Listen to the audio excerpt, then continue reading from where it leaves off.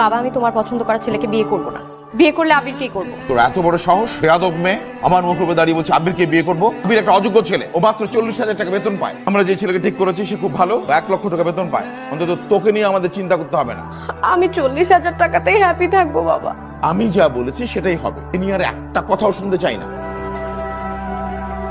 তাহলে আজ রাতে 8 নম্বর সেক্টরে আমি একটা গাড়ি নিয়ে অপেক্ষা করবো। কাল আমরা বিয়ে করবো, খুশি তুমি? তাহলে চুপচাপ কেন? বাবা মার জন্য খুব টেনশন হচ্ছে। এটা জানতে পারলে ওরা দুজনেই অসুস্থ হয়ে যাবে। সবকিছু একসাথে মাথায় নিলে কিচ্ছু হবে না। হয় তুমি পালানোর চিন্তা ছাড়ো, না হলে বাবা মার চিন্তা।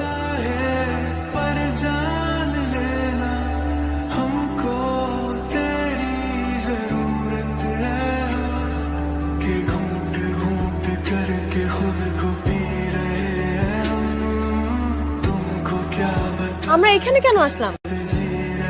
আমি আবির, একটা বেসরকারি কোম্পানিতে কাজ